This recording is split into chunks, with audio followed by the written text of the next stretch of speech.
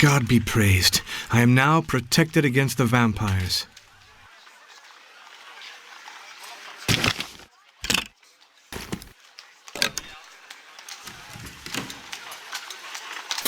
Notes on the patient Hopkins. Height 1 meter 65, weight 55 kilograms, estimated age between 40 and 45. Date of internment 20th October 1904. The patient Hopkins seems to have been afflicted by a very rare carnivorous pathology, which takes the form of ingesting flies and other insects and other forms of disturbed behavior. What is particularly interesting is that after a series of conversations with him, I became deeply convinced that the man's mind was controlled by Dracula. And then, though Hopkins seemed so cold and calculating that it was possible to believe that he was feigning his illness, he met Mina and was radically transformed. From then on, he has spoken hesitantly and seems far less sure of himself. He has become vulnerable. If Hopkins has doubts, that could be to our advantage. From today onwards, Mina must be present during my sessions with him.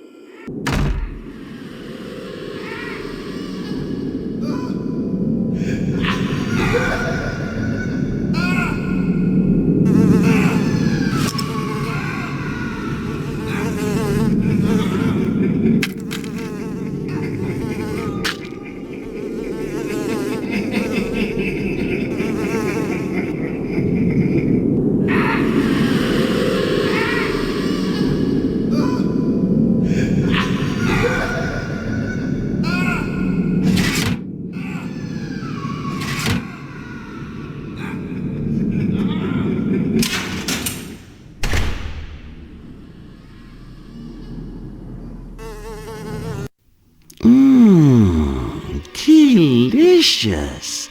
This fly is a real treat. Hopkins, what happened to Mina and Dr. Seward? Tell me.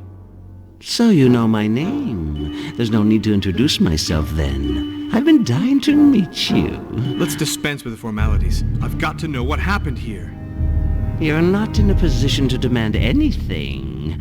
All you need to know is that the Master considered that the good Dr. Seward had become somewhat bothersome. And Mina? Madame Mina...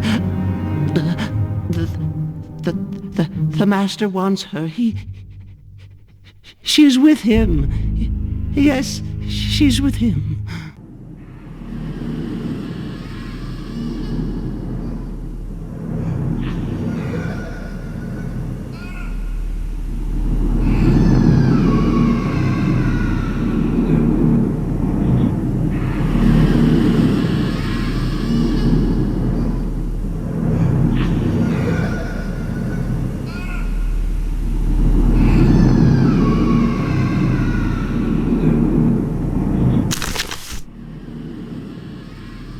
On the eve of the new century, I found an ancient 15th century book of magic in a bookshop in the Portobello Road, which radically changed my life.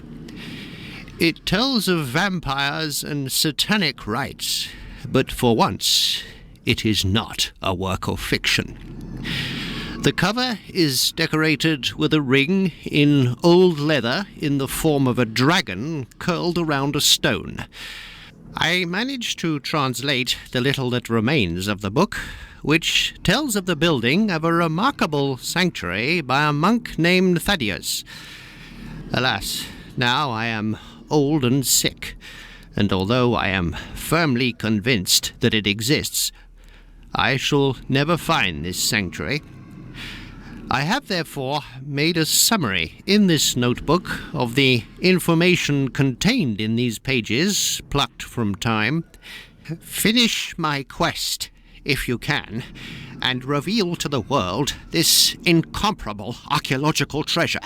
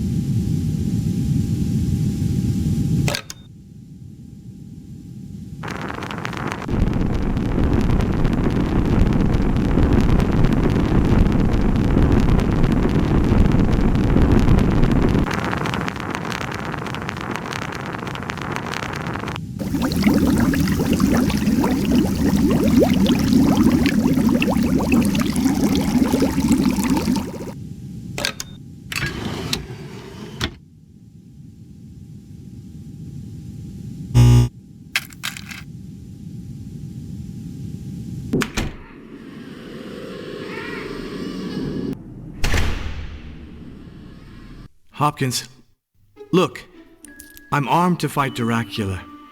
Help me to save Mina. You've seen her, you see how vulnerable she is. But to save Mina would mean betraying the Master.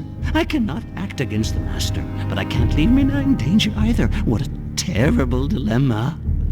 I've already beaten Dracula. Trust me, and together we can save Mina. It'll take more than words to convince me. I know that you possess the dragon's ring. If you want me to trust you and help you, give it to me. That way you can let me be the judge of how sincere you are. Take these in exchange. Here are my spectacles. They will be extremely useful to you because they make common mortals see with a secret vision of the vampires. The Master is right to be wary of you. You're a brave man. I shall help Mina.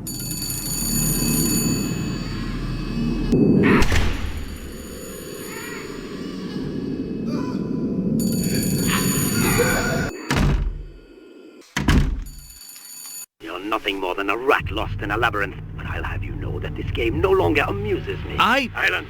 In a little while, everything that is yours will be mine. Then your life will be worth no more than that of an insect, and I shall simply flick you away.